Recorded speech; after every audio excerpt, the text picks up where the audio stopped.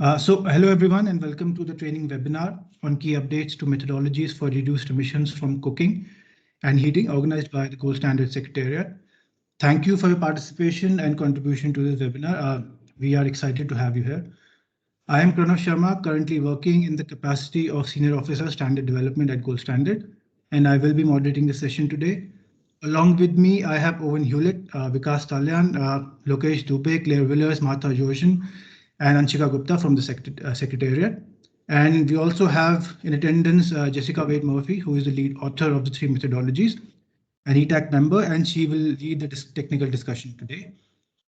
Now, during the course of this webinar, we shall be presenting and answering any queries, obviously as time permits, on 3 recently released methodologies. And these methodologies are methodology for metered and measured energy cooking devices, methodology for reduced emissions from cooking and heating version 4.0, and methodology for emission reductions from safe water supply projects. I'm sure most of you have had a chance to go through these methodologies earlier and hopefully have started applying them for designing your projects and programs. We will be organizing another training webinar concerning SDG impact tools and supporting documents therein, which will be advertised in our upcoming newsletter. So we request you to please keep an eye out for that. A couple of housekeeping rules before we begin. You may use the chat button to submit your queries and feedback. And of course, we'll endeavor to answer any queries and concerns you might have at regular intervals during this call. However, due to time constraints, if you're not able to attend to your query, please be rest assured that we will attend to each query and share our responses with everyone sometime after the call, as we do it on a customary basis. We will also be sharing the PPT with you for reference, and you can keep that and refer to it whenever you have the need to do so. So on that premise, I would now like to invite Owen to start the proceedings and discuss the broad objectives and agenda of the call. Over to you, Owen. Thanks, Pranav. Can I just check you can hear me okay? Yeah, it's fine. Thanks. Super. Hi, everyone. Thanks so much for joining us to this webinar, and for those that inevitably will listen back to it. I just wanted to say a few quick words at the top of the call to sort of frame and set the scene, I suppose. So there's 2 things I really wanted to say. One is that 2 years ago, Gold Standard launched its 2020 to 2025 strategic plan and vision, and that's still available on our website if you hadn't seen it. And those familiar will know that it's built around 3 strategic pillars. So carbon markets, corporate sustainability, and sustainable finance. So you could think of those as a kind of mix of stakeholder groups and incentives mechanisms that we work on, and we're trying to make work together, so we don't work in silos or accidentally against, some other piece of the puzzle. And a lot of the work we've done publicly in the last 2 years has been around integrity and quality and claim in the carbon market, because it serves no one to have a carbon market that isn't credible or lacks integrity.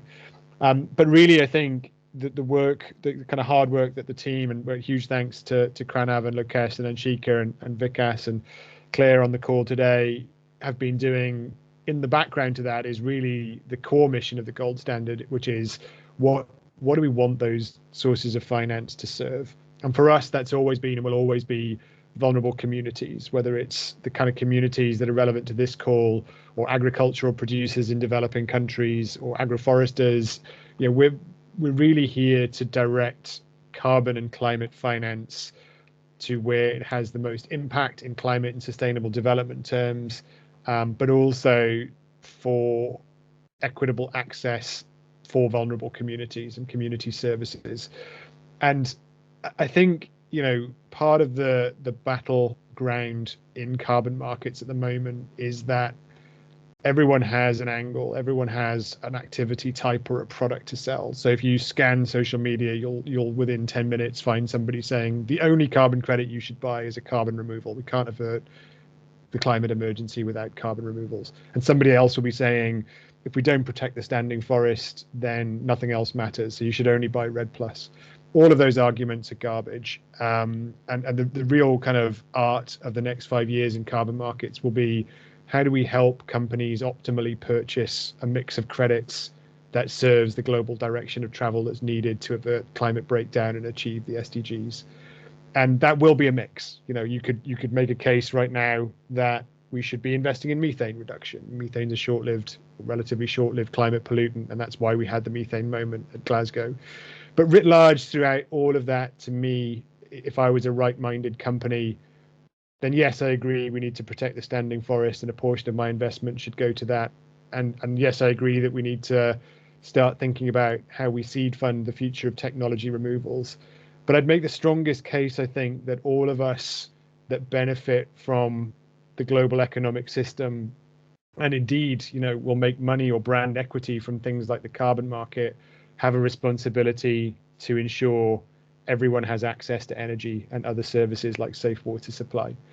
And so one of the kind of core tenets of our strategy going forward, and working with re-emerging partners like the Clean Cooking Alliance, is to embed community services in the conversation of what's essential, because some of the other large elements of the carbon market, like REDD+, like carbon removals, have seemed to attracted an awful lot of PR money. Soil carbon would be another one. There's nothing wrong with any of these activities, but there's an awful lot of PR money behind them.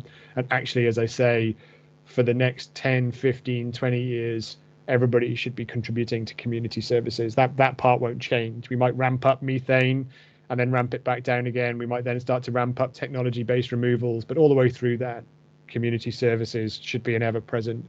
And so that's really at the heart of our strategy. Community services projects, clean cooking is one of our major portfolios in the carbon markets themselves, and something we're very proud to continue to serve. And I can't emphasize enough how core it is to our focus. We are working on other things. Gold Standard is trying to influence quality wherever it exists, but community services, clean cooking, is really the number one activity type for us, the one that we want to spend the most time on, the one that we want to communicate and advocate for.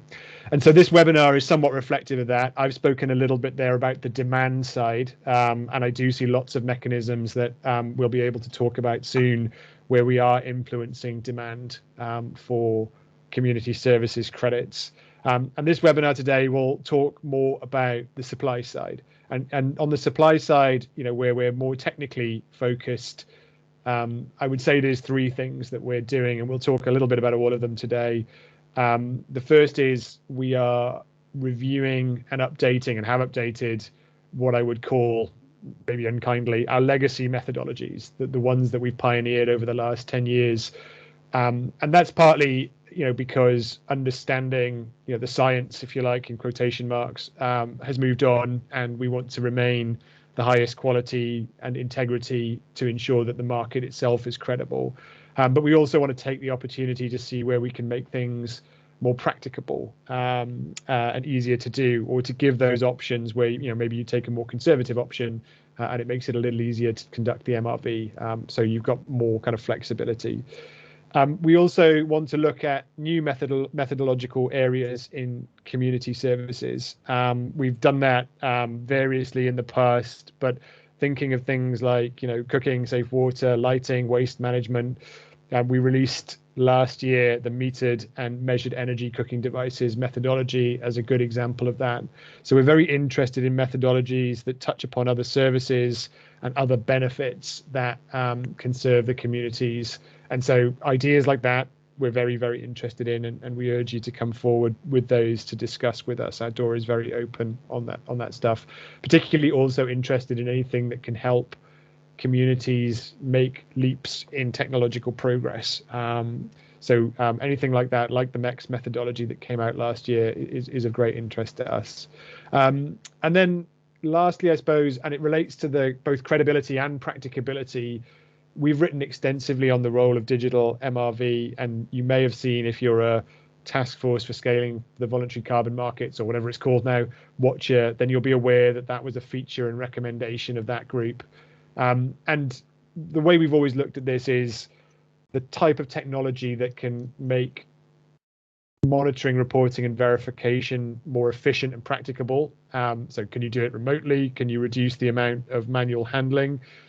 Anything that makes it more credible. So again, anything that reduces human error is tamper-proof, and anything that can add value to the timeliness of delivery. So in a way, we're looking at how can we switch from the MRV modality to something more like VMR. Like, how could we calibrate verification so that monitoring and reporting becomes real time and issuance can follow in real time? Now, real time issuance is a dream, and it's not easy to achieve, particularly in something like community services.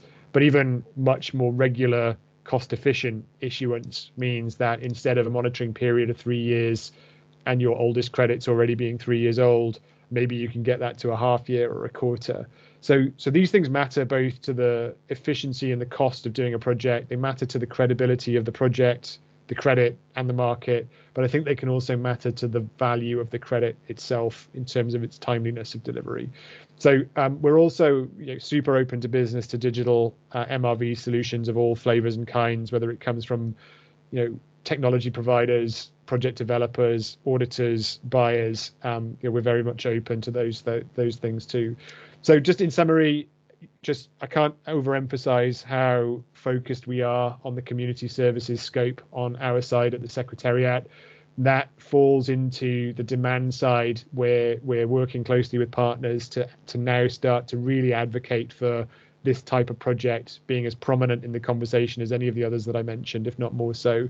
And then on the supply side, we're updating the legacy, introducing new methodologies, and very much excited to explore new digital solutions with all of you and other partners. So I'll leave it there. Just a huge thanks to my team, huge thanks to Jessica as well, who I forgot to say at the start, has put in an incredible shift on some of these methodologies for us. We appreciate all of your comments and feedback, positive and negative and in the middle.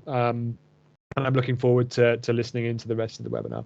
Thanks, Pranav. Happy to take any questions if it's helpful. Thanks, Owen. I think we have a separate section for questions. We can do that a bit later. I would now like to invite Jessica to initiate the technical discussion. Over to you, Jessica.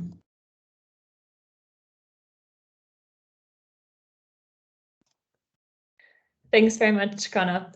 So today I'm going to go through the major revisions and the new methodology related to improved cooking and renewable thermal energy. I'll talk about some key updates to the former TPD-TEC methodology, and also the contents of this new the metered and measured energy for cooking devices methodology. And then there will be space for questions on each of these methodologies. So with that, I'll and then at the end of the session, my colleagues will go into some tools and calculation spreadsheets that are also available now. So to first talk about kind of the objectives that guided the revisions to the existing TPD-TEC, and also the review and then approval of this new methodology for improved cook stoves. The objectives are much aligned with what Owen talked about in the introduction, seeking to reduce monitoring requirements to lower transaction costs for these type of projects, while also being fully aligned with the gold standards principles and maintaining the highest rigor in project accounting. Of course, the goal is to continue to support the distribution of improved thermal energy technologies to the communities who need them using carbon finance. So all of this is seeking to further enable and permit further scale up of the use of these methodologies to bring these technologies to the communities that need them. There was also a strong goal for simplification and streamlining. So in the previous TPD-TEC, if you look at the new, if you read the new reduced emissions from cooking and heating methodology, you'll see that it looks somewhat different from the previous methodology, from the legacy methodology, seeking for simplification and clarity throughout. And then the new methodology for metered and measured energy cooking devices added a new approach, which is quantifying emission reductions from cooking devices where fuel or energy use is actually measured. So we're trying to streamline, maintain integrity and rigor, and have more options for how to measure projects of this type. Next slide, please. Now I'm going to go through the methodology revision and describe the key updates that were made to the reduced emissions from cooking and heating methodology, which was previously to TBD Tech. So this methodology now focuses primarily on improved biomass cook stoves and renewable thermal energy. Whereas previously the methodology covered a much wider range of technologies and project types. Those annexes that covered other project types have been moved or are being moved to independent methodologies. And so projects that cover biogas, use of liquid fuels, electric stoves, and also, of course, safe water supply now have their own methodologies, or in the case of biogas, will have them soon. And also the requirements, equations, the guidance included in the methodology are quite focused on improved biomass cook stoves and a few other core technologies to provide kind of greater consistency through the methodology. I'd also like to note that solid fossil fuels, or replacement of solid fossil fuels is still covered by this reduced emissions from cooking and heating, where emission reductions can be claimed from energy efficiency. Next, please. Some of the applicability conditions have changed or been expanded. One set of requirements is related to the quality of project devices, seeking to ensure that that the devices that are distributed through these types of carbon finance projects have are high quality devices. So now there is a minimum efficiency requirement of 20% efficiency for improved biomass stoves. There's also durability requirement and a list of evidence types that are acceptable for showing things like, or for demonstrating efficiency and durability.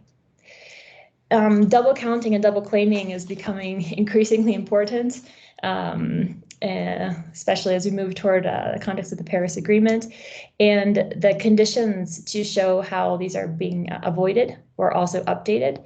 So now it's clarified where written assertions are needed among different participants in the implementation of the project to clarify who is the owner of the emission reductions. And also it's been described in further detail the notification that's required to the end users of technologies in these projects.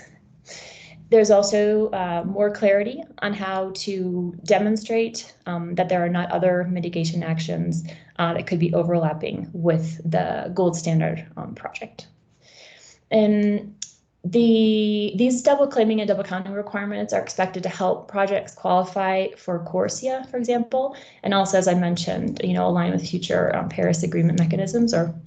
But the double counting provisions don't require project owners to be responsible for actions that are outside their control. So it's really focused on what the project owner can do to check and ensure that from their side, double counting is being avoided. Next, please. With respect to indoor air quality, most of the requirements that were in the previous version of this methodology were maintained, with a bit of extra guidance for special cases that may be of higher concern. So for projects where cooking will move from an outdoor to an indoor setting, or where project technology may reduce ventilation, for example, where there was a chimney present and the project technology does not include one. Now some further requirements are added there to demonstrate the impacts on indoor quality of those special cases that may be of concern. Next, please. Another element that's been added to this methodology is safeguards. So safeguards are now included related to the national regulatory context, seeking to ensure that projects are in line with national regulation and goals. So now there are provisions to check the national, subnational, local regulation related to thermal energy supply, fuel supply, fuel usage, to ensure that the project is consistent or promoting or going beyond the national regulation and other relevant regulation. And the safeguards also seek for there to be continuity of improved cooking and heating as a result of the project the projects. So the requirements for, so when project technologies reach the end of their technical life, to encourage that, these project interventions are long-lasting and continue to have positive impacts. Now the requirements for replacing or retrofitting project technologies at the end of their technical life has been clarified.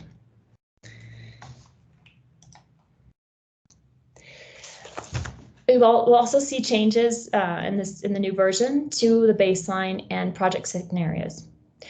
One element of real-life use of stoves that came up that has come up frequently is stove stacking, so-called stove stacking. So there's really, Gold Standard has observed the prevalence of the use of multiple stoves, both in existing scenarios prior to project implementation and also sometimes during project implementation. So a monitoring parameter has been added to address this practice to ensure that it's clear how any stove stacking or use of multiple stoves is included both in the baseline scenario and in the project. And there are also examples of how observed, stove stacking can be taken into account in the emission reduction calculations to ensure that these are conservative and reflecting the project benefits.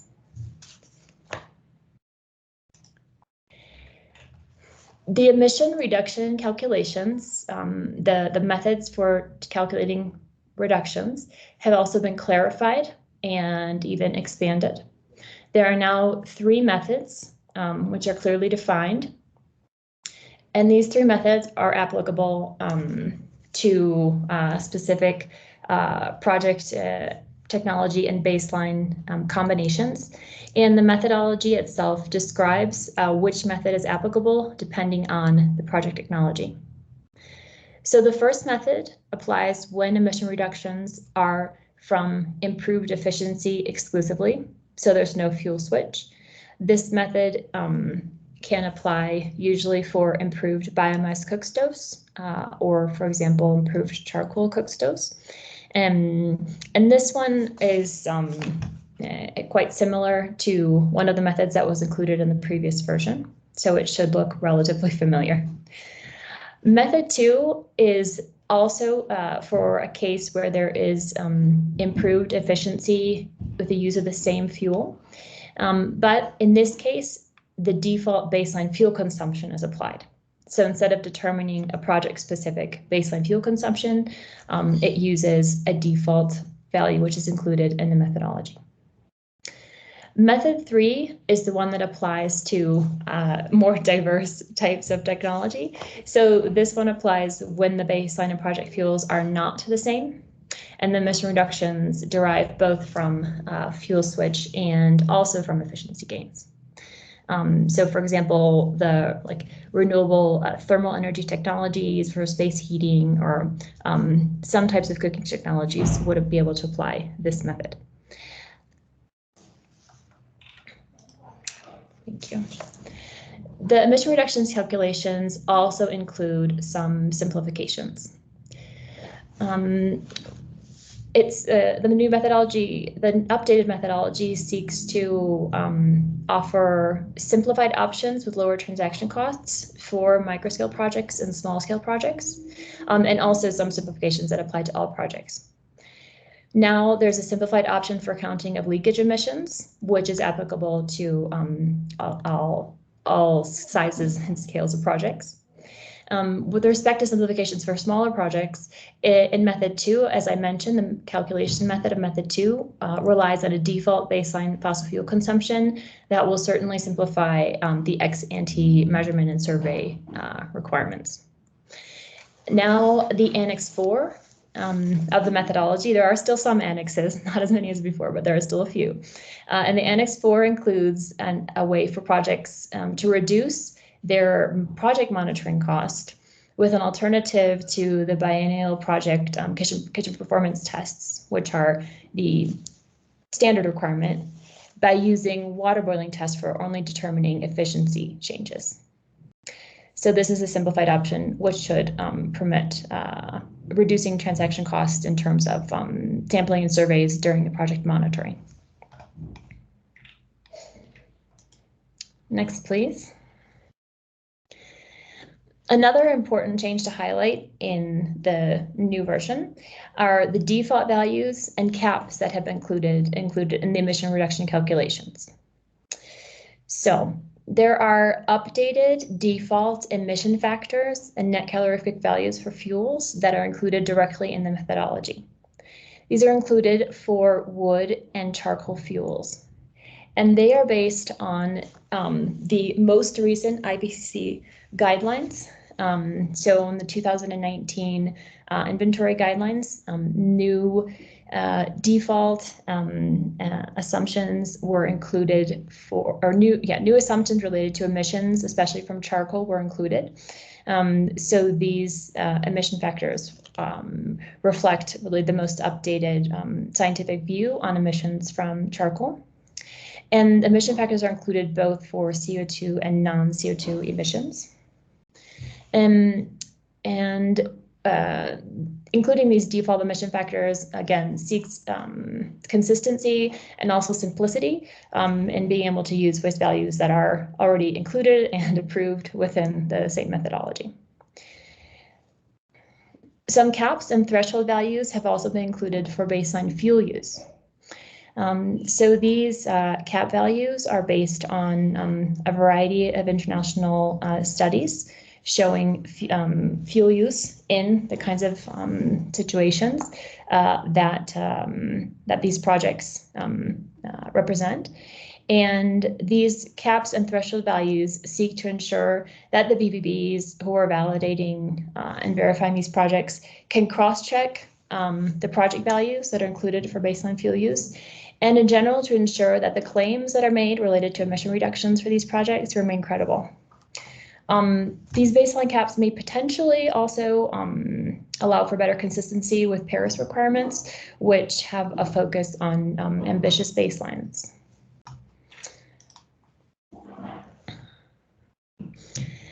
Some further clarity related to the sampling requirements for different parameters needed for emission reductions calculations are also included. The requirements for cross-VPA sampling have been described, and cross-VPA sampling is allowed across up to 10 VPAs and microscale and small-scale projects and programs, whereas cross-VPA sampling is not allowed for large-scale POAs. And with this requirement, again, the goal is to ensure that accurate and correct parameter values are being applied for the VPAs and for the real action on the ground in question. And more clarity has also been provided on the sampling requirements and the cross-checks that are needed for parameters on a parameter by parameter basis. So now the requirements and guidelines for each parameter are included directly in the monitoring tables of those parameters.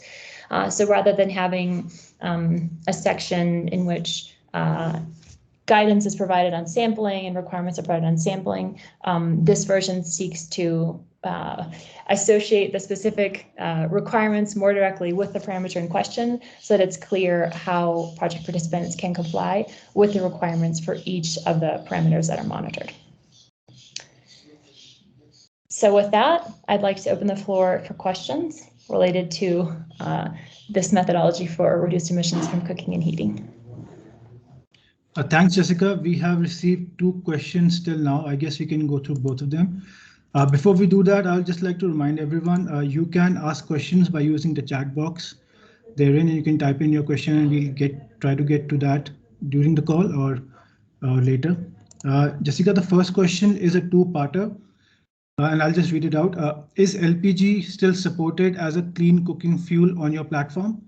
And the second part is, how many tons of CO2 is recognized when migrating households from firewood to LPG and from kerosene to LPG? Great. So yes, LPG is still supported or still recognized as a clean cooking fuel.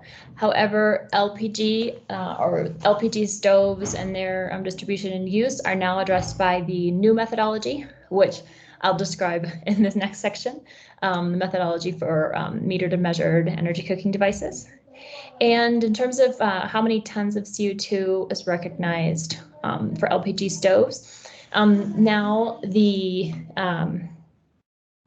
in general, for project stoves that use fossil fuels, emission reductions can be counted for efficiency improvements. So the same fossil fuel emission factor needs to be considered both for project and baseline emissions, but the efficiency can be compared with that of an actual wood. The actual wood or other type of project stove. So for example, if the baseline stove was firewood with a 10% efficiency, and then you switch to an LPG stove with the 50% efficiency, the efficiency gain would be that 40% improvement between the baseline and project stove. But the emission factor that would be considered related to that efficiency gain would be that of LPG.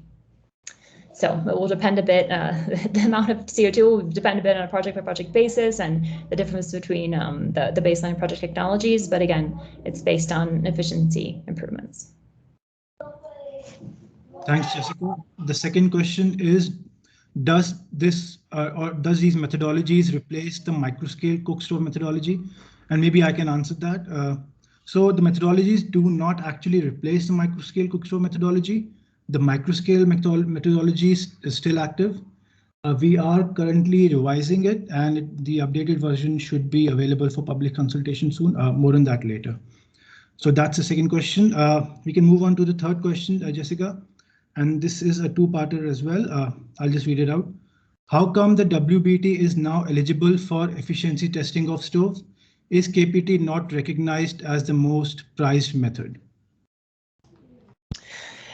Thanks for that question. So I would say that, yes, KPT is still recognized as a precise method, or a more precise method for comparing fuel use between the baseline and the project, and it is still an option to use the KPT.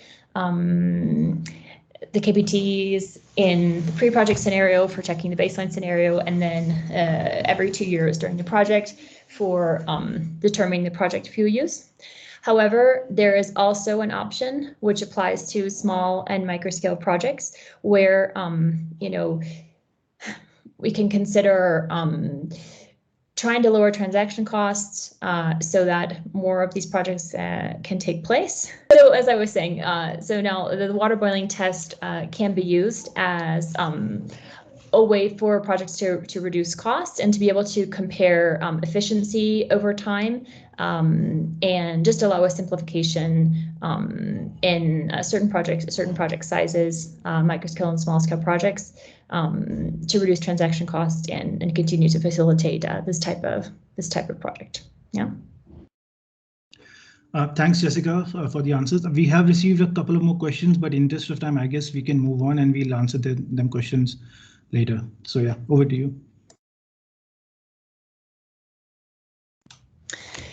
Great, thank you very much, and for moderating those questions. Now I'm going to go on to the new methodology for metered and measured energy cooking devices and describe the scope and general contents of this new methodology. So this methodology was proposed by Climate Care and Modern Energy Cooking Services with support from UK Aid, Loughborough University, and the Energy Sector Management Assistance Program of the World Bank. So this was what we call bottom-up methodology proposed by stakeholders. As Owen said, new methodologies for project types that stakeholders and project proponents identify as having potential are very welcome. The scope of this new methodology is improved cooking devices where the energy or fuel used by the project cooking device is measured directly in real time or otherwise monitored via measurement. So liquid fuel devices, and please, yeah, Thanks. So liquid fuel devices and also electric cooking devices are especially eligible or especially suitable for this methodology. So some examples are induction cook stoves, hot plates, rice cookers, electric pressure cookers. In terms of liquid fuels, LPG and ethanol cookers, and also, for example, a solar or electric stove could be eligible, and it's applicable again to households, communities, and/or institutions. In terms of the applicability, here too, in this methodology, there are requirements related to ensuring that the project devices are of high quality. There is a minimum efficiency requirement for the cook stoves that are distributed under this methodology. There's also a requirement for durability and also guidance on how these characteristics of the stoves or cooking devices can be demonstrated.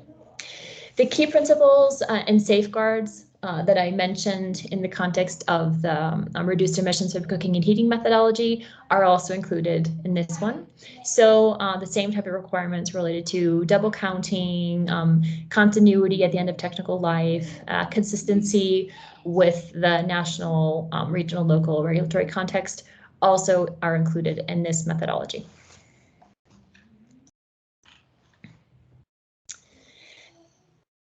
Under this methodology, the baseline scenario is defined based on the cooking conditions that are observed in the area, like geographical area and population that's a target of the project interventions.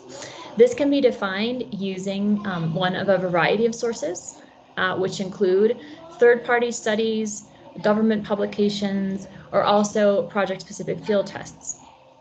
And the baseline scenario is reflected in a baseline emission factor for useful energy provided. And this is derived with information on baseline cooking devices and the fuels used in the country or region by the end user groups that are targeted. This baseline emission factor is set at the beginning of the project and fixed over the crediting period. And once the baseline emission factor is set, for example, for one VPA, it can be used by other VPAs within that POA if it's the same cooking device and end user types in the same region for a period of up to 3 years after the first VPA inclusion. So this is really seeking to provide a simplified way to determine the baseline emissions or baseline emission factor for these stove interventions or these cooking interventions.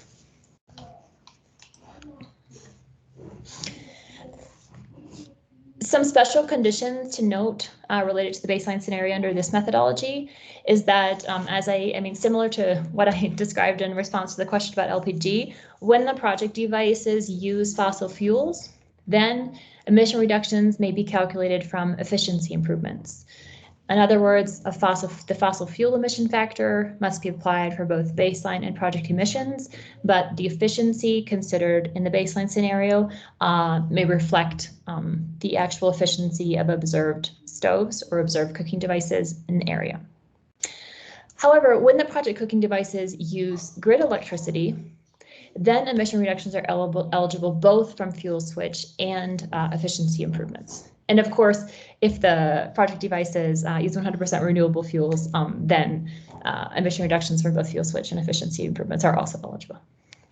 And yeah, this, the idea here is that this project can be aligned with the gold standard principles while also encouraging the use of cleaner technologies. The emission reductions are calculated in this methodology based on monitored or measured fuel or energy use by the project devices. So in an ideal scenario, if you had electric cookers, each one of those would have, for example, a data logger that would be capturing the amount of electricity that was used by each device. And the emission reduction calculation would be based on the total amount of energy use by the devices. However, sampling may be used. Also, remote monitoring may be used. So this is an interesting project type to explore different types of online monitoring, etc. So we can move toward digitization of MRV.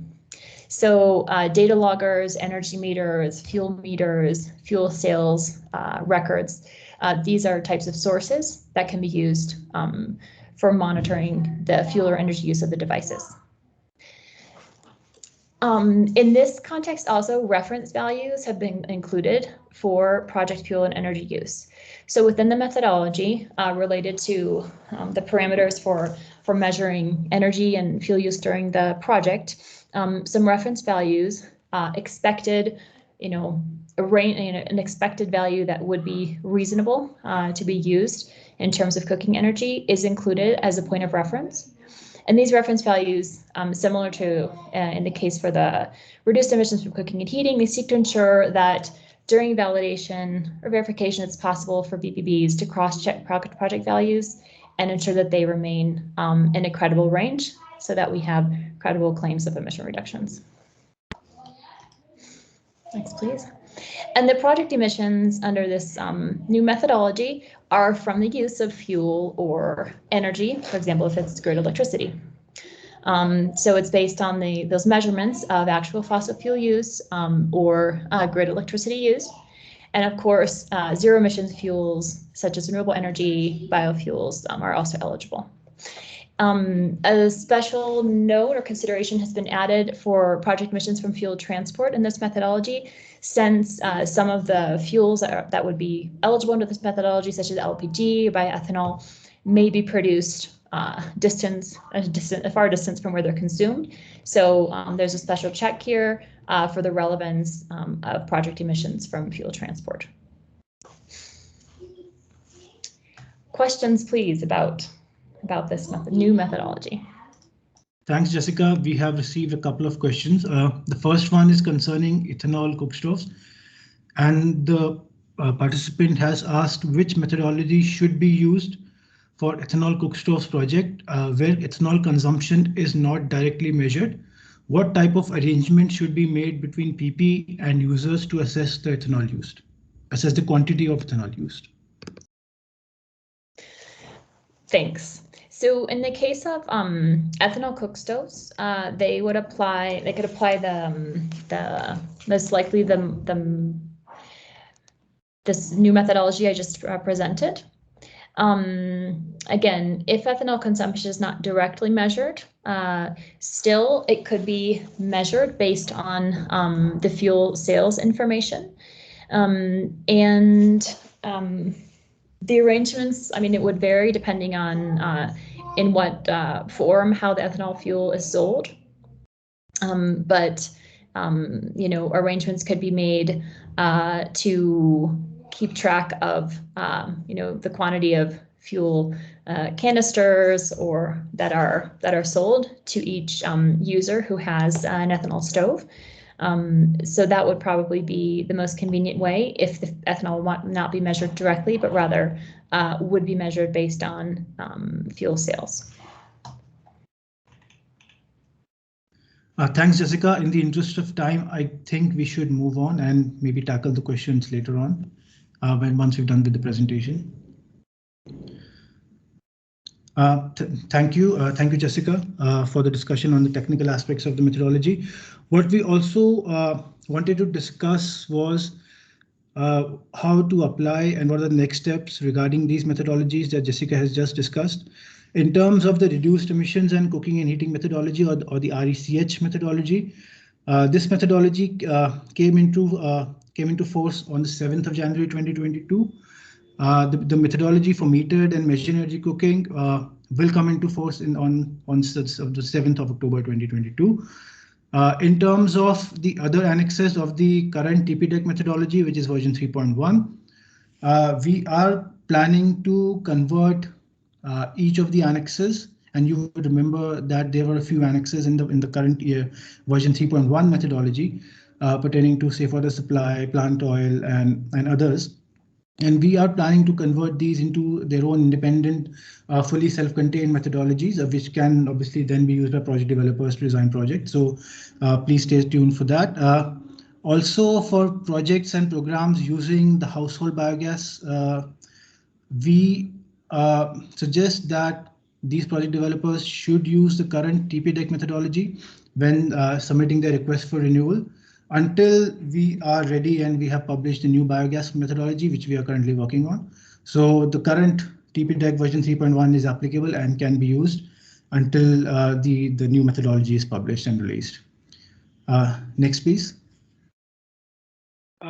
Sorry, Karnav. Before we move to next one, there is an error on this slide. The methodology for metered and measured energy cooking devices came into force on October 21. I think this is an error in the date.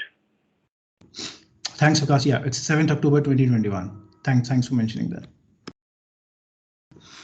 Thanks. Moving on, we would also like to mention the supporting documents that are will be released along with the methodology document, which will be the tools and survey templates. Next slide, please. So in terms of the reduced emissions from cooking and heating methodology, we are planning to release a couple of tools. One of them would be the emission reduction calculation tool, which will contain examples of the 3 methods that the methodology contains and which Jessica had mentioned, and also steps for project developers to calculate emission reductions based on the steps mentioned, the equations mentioned in the methodology. Also, we will be releasing a KPT results analyzer spreadsheet. So it will be a spreadsheet which will allow the project developers to analyze the results from their KPT and based on statistical analysis for 90-10 and 90-30 assessments. And these will obviously follow allowed statistical approaches. In terms of the templates, we are planning to release survey templates for baseline as well as monitoring surveys. So these would be essentially questions that project developers can use to collect all the necessary information to have their baseline surveys, project surveys, as well as user surveys, which can then obviously be reported on. The other type of template that we're planning to release is the KPD surveys and data collection sheets, which will be used for data collection, gathering data on fuel consumption and from the end users, so that the KPT can be effectively carried out. Moving on, please. In terms of the metered and measured energy cooking devices, we are planning to release an emission reduction calculation tool along the same lines as the previous methodology. So it will sort of allow the project developers to calculate emission reduction based on the methodological steps in the methodology. We are also planning to release templates for surveys as done for the previous methodology. So this will be baseline survey, project survey, and user surveys. Moving on, please. Finally, for the emission reductions from safe drinking water supply methodology, we are again planning to release an emission reductions calculation tool. And this particular tool will be segregated based on the type of and project design, which obviously the methodology currently has 2 sets of technology, which will be community-based and household-based, and obviously community-based water supply and community-based water treatment, and household-based water supply and household-based treatment. So the tool would be sort of segregated based on that, and project developers based on their project design can use these tools. Also, along the lines of the previous methodology, we will be planning to release survey templates for baseline, project, and usage surveys. Moving on, please. Thank you. In terms of applicability and next steps, it's worth mentioning that none of the tools and the templates that we have mentioned right now are mandatory. These are just guidances that project developers may use and act as supporting materials for the various methodologies we have discussed. These are not mandatory for use, but these are suggested by gold standard for use. In terms of next steps, we are planning to upload all of these supporting tools on the GS website, and the web link for the tools and surveys sheets would be shared with the project participants with the slides in the coming week. So please keep an eye out for that. Project developers and participants are requested to provide their feedback and suggestions on these supporting documents, these templates and surveys. And we would like you and request you to do that by 28th February next month. So there's a 30-day window for you to review, use these supporting documents and provide your feedback. We'll welcome that. We will be based on the type of feedback received, incorporating those, and then releasing a revised version of tools and templates as and when possible. And obviously, these will be made available via the methodology page. So if you have any questions or concerns and we would like to submit your feedback, you can reach out to me at the email address mentioned, and to the standards team at standards@goldstandard.org. Moving on, please. In terms of what's coming up next, we are planning to release a couple of new methodologies, as mentioned earlier. The first one comes to us from Annex 6 of current TPDEC version 3.5, which is the animal waste management and biogas recovery methodology. We are planning to release a separate biogas methodology, which will be looking at biogas utilization and for cooking purposes and thermal energy purposes. This methodology is based on the latest IPCC 2019 guidelines for biogas use and animal waste management, and includes a simplified monitoring approach for project developers' ease and convenience. We will be releasing this methodology soon for public consultation, so we would like project developers to keep an eye out on that and hopefully contribute by submitting their feedbacks and comments. We are also planning to release a simplified clean cook stove methodology. As we have already mentioned, this is the quote-unquote microscale methodology. This methodology is aligned with the three methodologies that we are discussing right now in terms of its scope, applicability, ease of monitoring, and all of those various principles broadly. And we have also enhanced the applicability scope of the methodologies, wherein it's not just only applicable to microscale projects. All projects that have emission reductions capital 10,000 tons per year can use this particular methodology. So with that, I'd like to stop and maybe open the floor for any questions or feedback from the participants. Thank you.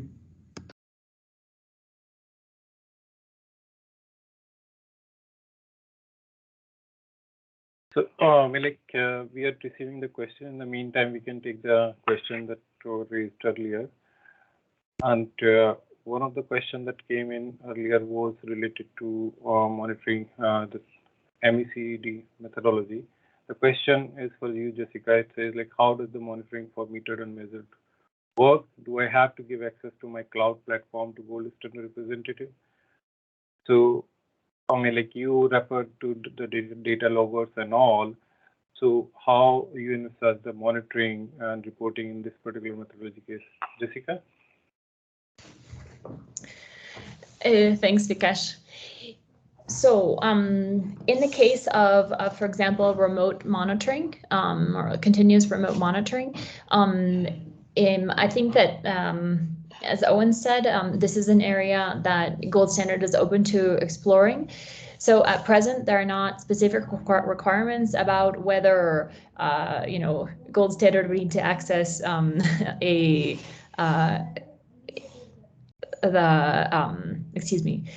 cloud platform, for example. Probably not. As I picture it, probably that type of review is something that would happen during the verification process, wherein the VVB would, look at the reported information related to what has been monitored via remote monitoring, be able to have access to a cloud platform to cross-check information that's reported, and then later, report that as part of their verification report. Nevertheless, again, as Gold Standard seeks to move toward increased digitization of monitoring, etc., there may be opportunities to explore kind of an even closer reporting process whereby information could be provided in real time, etc. But again, that's an area open for innovation and for trying out new technologies and determining what can comply with the rigor and the existing kind of gold standard requirements to ensure that data is accurate, consistent, conservative, and so forth. Thank you. So, in a sense, as of now, the monitoring requirement will be as per the methodology, but in future there could be some provisions where, there is a linkage with the project developers to centralized data loggers to meet the certification requirement, as Owen mentioned earlier. So there is a possibility, but it is, at this stage, the requirement is as per the methodology. The next question is related to the same methodology, but it is slightly to explore other options to quantify the emission reduction. It says, would it be okay to monitor fuel consumption by remotely monitoring stove running time and applying a fuel consumption rate that is determined empirically, accurately, and conservatively? So I can take this one. So like the methodology as of now, both of these methodology relies on the measured quantity of the fuel. In this particular option, that is a part of this question, it refers to a slightly different approach. The approach could be considered, but it will go through a process. It will be a separate process from this methodology and can be explored. So you're welcome to submit your details on this particular approach, and we can consider it before making any call whether it can be integrated in the methodology or not. Next question is related to kind of like the differences generally happens, like what is manufacturer committing to or kind of providing as a guarantee and what actually is happening in the field. So the question is like, what if a project technology manufacturer is giving a life of 5 years, but the stove ends and failed, its operation within 1 year or 2 years? How that will be addressed in the methodology? So, your views on this particular question, Jessica? I'm sorry, could you repeat the question? Or the question, question in short is like, okay, the manufacturer has given a 5-year life, but the stove ended its life in like 2 years because of the extensive use or other field-related factors. So, how that will be addressed or accounted for in the methodology? Okay, sure. So the methodology in the reduced emissions of cooking and heating, there's still a usage survey, or still usage of the method of the technologies must be monitored. So if a stove ceases to function, ceases to be used after 2 years, then that should be captured certainly by the usage survey results. At the same time, if a stove, ceases to function after 2 years, then the project participant would be welcome, or the project owner would be welcome to replace or repair or retrofit that stove to ensure it's functioning again, so that it can continue to be used by the end user and generate emission reductions, and the other sustainable development benefits of clean cooking. At the same time, I'm seeing some comments about technical life of stoves and etc. In general, stove life, is also related to usage. And so, training related to proper use and maintenance of stoves is always a welcome component of projects to ensure that stoves can, be used to the maximum extent of their technical life via proper maintenance and upkeep. Thank you, Jessica.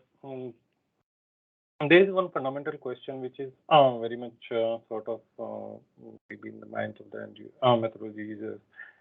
So the question is like, we experienced a big difference in emission reductions for solar electric cookers if the metered math is applied compared to the conventional fuel consumption method.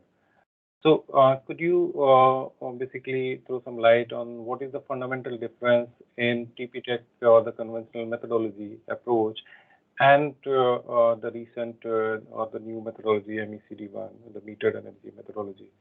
And what is the potential cause of change in the emission reductions? Jessica? Yes, of course. So, one of the fundamental differences between the emission reduction calculation methods of the two methodologies is that in the metered and measured energy cooking devices, the emission reductions are based on the actual energy usage of the cooking devices during their operation.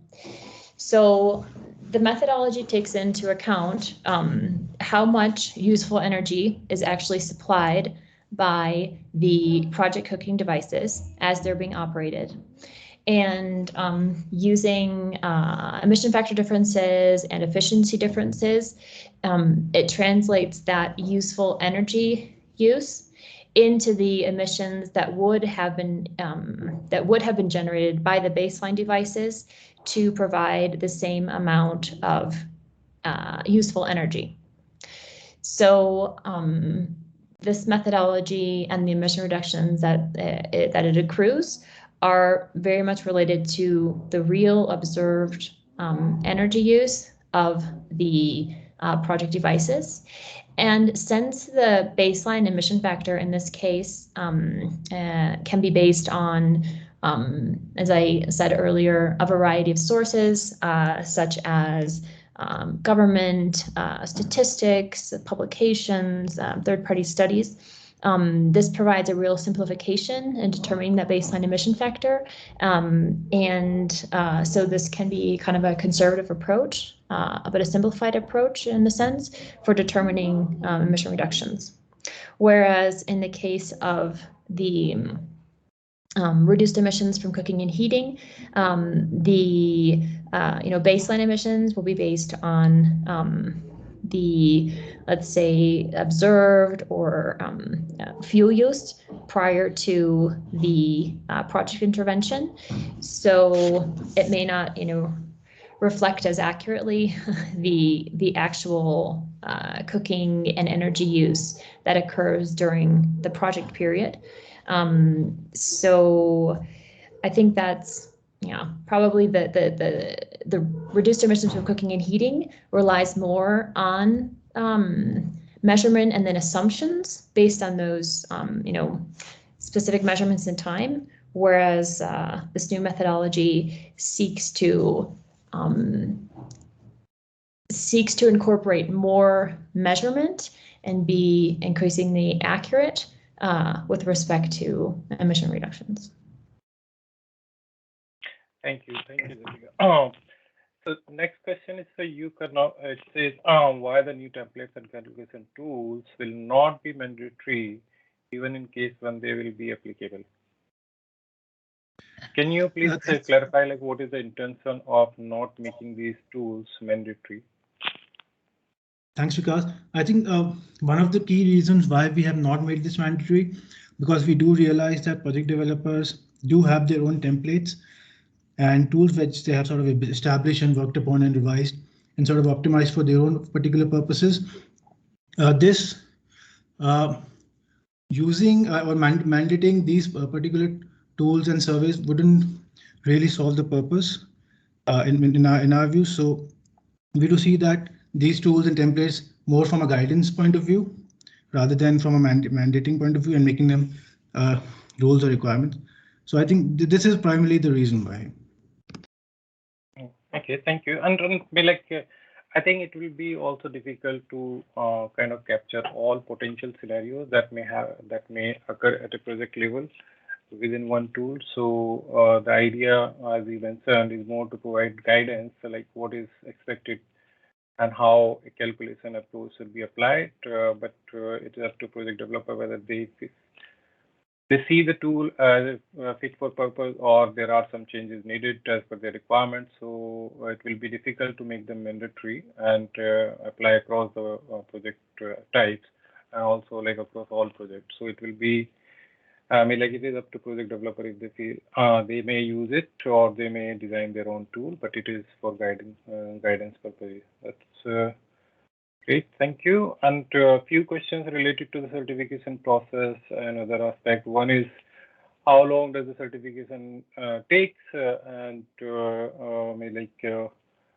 how long after certification can one expect have an offtake for certificates from the buyer? It is more sort of certification process, and there are certain timelines that are defined for specific steps, but it is more sort of a process related question. Where it depends on several stakeholders, like the stakeholders involved in the process, like how effectively project is being validated and verified and then reviewed, and how complicated the project is. So it is quite difficult to say with certainty how long will it take. But in general, 4 to 6 months for design review, and another 3 to 4 months for verification review is kind of the general timeline that are there. Then one question is when one can expect, when do we expect the first induction cookies to be registered under the new methodology? We have received few submissions. Those are under review as of now. It will take some time to go through the process and complete the certification requirements. And you could check the registry under the listing stage. You will see a few project activities applying this methodology. And another question is okay, so this is a repeated one. So we do not have any more questions. If there are any questions, please send your question through the chat box. Otherwise, Karna, over to you to conclude this webinar. Excuse me, I saw one more come in about metered energy methodology, asking would small neighborhood restaurants be included in the scope of households, communities, and/or institutions? I wanted to mention that, again, with this methodology, reduced energy from cooking and heating, the useful energy output should be less than 150 kilowatts per unit. So I imagine that a small neighborhood restaurant's cooking device may comply with that limit. So in that sense, I'd say probably yes.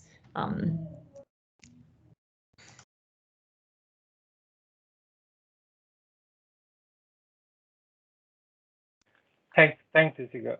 Karna, over to you. Thanks, Jessica. Thanks, Vikas.